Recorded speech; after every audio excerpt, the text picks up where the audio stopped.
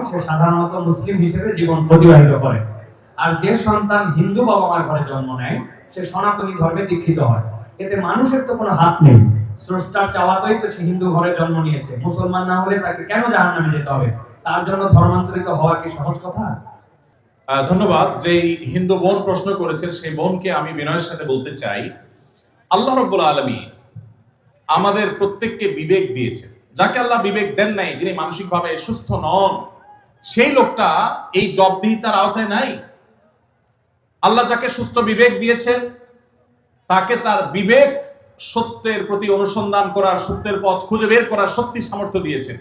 এটা ঠিক যে মুসলিম পরিবারে জন্মগ্রহণ করার কারণে একজন শিশু একটা অ্যাডভান্টেজ পায় ইসলাম গ্রহণ করবার জন্য।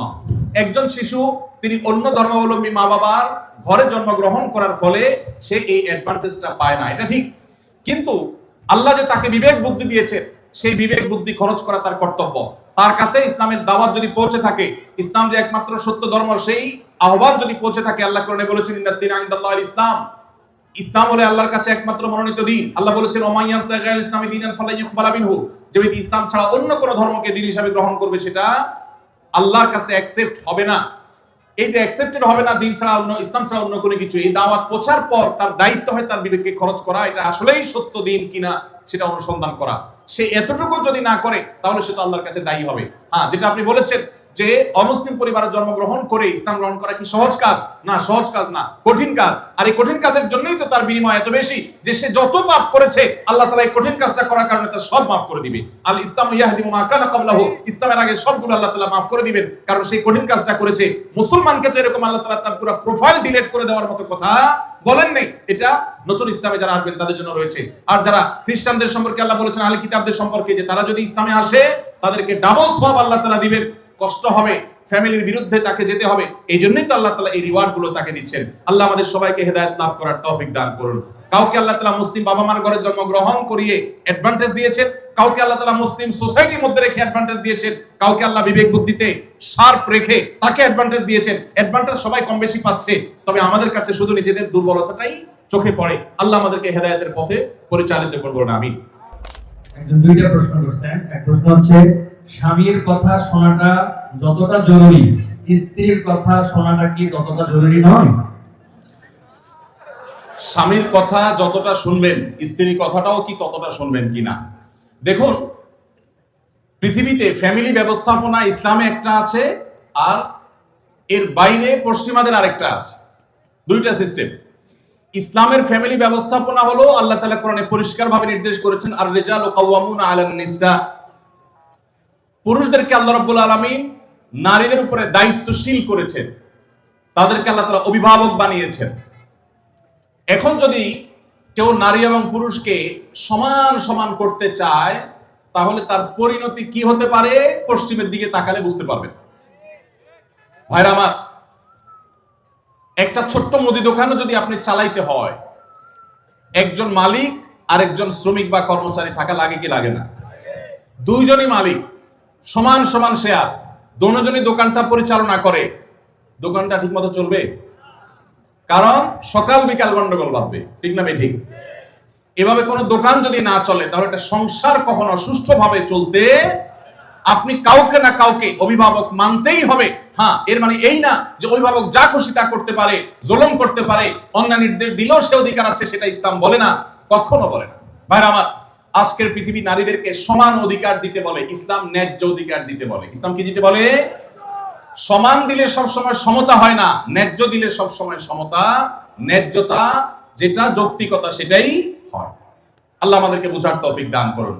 মা বোনরা যদি যৌক্তিক কোনো আবদার চাহিদা পেশ করেন, সেটা স্বামী কখনো কখনো শুনতে বাধ্য যদি সেটা তার অধিকারের বিষয় হয়, আর কখনো কখনো বাধ্য না হলেও স্বামীকে আল্লাহ তাআলা উদ্বুদ্ধ করেছেন। নবী করিম সাল্লাল্লাহু আলাইহি সাল্লাম তার স্ত্রী আমাদের মা আয়েশা রাদিয়াল্লাহু তাআলা আনহাকে খেলা দেখতে নিয়ে গেছেন। আম্মা জানা রাদিয়াল্লাহু তাআলা আনহা এই হাদিস বর্ণনা করার পরে বলেছেন, ফাকদুরু কদরাল জারিয়াতিল হাদিসাতিস সিন্নি আল হারিসাতি আলাল্লাহ বে, ও দুনিয়ার পুরুষেরা, যুবকেরা, স্বামীরা শুনে রাখো, আল্লাহর নবী সাল্লাল্লাহু আলাইহি সাল্লাম নবী হওয়ার পর, এত ব্যস্ত মানুষ হওয়ার পরও তিনি তার স্ত্রী হিসেবে আমি যখন তার কাছে খেলা দেখতে চেয়েছি তিনি নিয়ে গেছেন, যতক্ষণ পর্যন্ত আমি নিজে বিরক্ত হয়ে উঠে না আসি ততক্ষণ পর্যন্ত নবী সাল্লাল্লাহু আলাইহি সাল্লাম বসেছিলেন। আমাকে নিয়ে আসেন নাই, বলেন নাই আয়েশা চলো আর কত দেখবা, এটা বলেন নাই। অতএব তোমরা তোমাদের কম বয়স্ক যে সমস্ত স্ত্রীগণ আছেন তাদের বিনোদনের প্রতি, আনন্দের প্রতি তোমরা খেয়াল রাখবে, এটা আমাদের আয়েশা বলেছেন। তাহলে বোঝা গেল স্ত্রী যদি কিছু চায় সেটা পূরণ করবার জন্য স্বামী যথাযোগ্য চেষ্টা করবেন, যদি অন্যায্য না হয়, অন্যায় না হয়, অযৌক্তিক চাওয়া না হয়।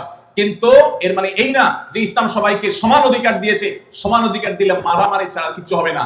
পশ্চিমে যান, কোনো সংসার বলতে কিচ্ছু নাই। গত সপ্তাহের কথা, নিউজিল্যান্ডের একটা শহরে অকল্যান্ডে আমাদের এক প্রবাসী বাংলাদেশি ভাই বুয়েটি আনুনি, ওনার বাসায় উনি নিয়ে গেলেন ফজর নামাজ পড়ে, মসজিদ থেকে পাশে ওনার বাসা। তো ওনার বাসায় গিয়ে আমি একটু আশপাশে কিছু গাছ টাছ দেখলাম, দেখে বের হচ্ছি। উনি আমাকে দুটা জিনিস দেখালেন। এক হলো বললেন যে ভাই আপনি যে সবজি চাষ করেন ঢাকায়, ওই ভিডিও দেখার পর আমার ওয়াইফের চাপে আমি এই যে লাউ গাছ লাগাইছি, সেই লাউ গায়ে অনেক লাউ ধরছে। চিন্তা করলাম আমরা কাজ করছি এখানে 11,500 কিলোমিটার দূরে, মামুল হয়েছিলাম দূরে, 11,500 কিলোমিটার দূরে। তো তার একজন প্রতিবেশী বৃদ্ধ, বয়স 65 থেকে 70 হবে, এই ভদ্রলোকের সাথে আমার পরিচয় করে বললেন যে আমার নেইবর, আমার প্রতিবেশী। তো আমি বললাম যে তার বাসা যে শুনশান নীরব, ব্যাপার কি? তো বলল যে তার বাসায় কেউ নাই, তার কোনো ফ্যামিলির সদস্য নাই, 20 বছর সে এই বাসাতে আছে, কোনো সদস্য নেই, বয়স 65 থেকে 70। গায়ে দেখি যে ময়লা আবর্জনা লেগে আছে, ভোরবেলা কোত্থেকে কাজ করে আসছে, পরিশ্রম করে খায় দায়। আমি অবাক হয়ে গেলাম। আমাদের দেশে একজন বৃদ্ধ মানুষ 20 বছর ধরে একা একা তিনি উপার্জন করে চলতে হয়, তার দেখভাল করার কেউ নাই। এটা কি কল্পনা করা যায়? আপনি যদি ট্রাভেল করেন সারা দুনিয়াতে দেখবেন বৃদ্ধ বৃদ্ধ মহিলা 60, 65, 70, 80 বছর একা একা ট্রাভেল করছে, কেউ তাদের সাথে নেই।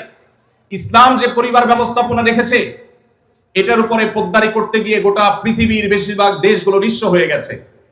অতএব আমরা যারা আল্লাহর বিধানের সাথে পাল্লা দিতে যাব, তাদের গোল্লায় যাওয়া ছাড়া কোনো উপায় থাকবে না।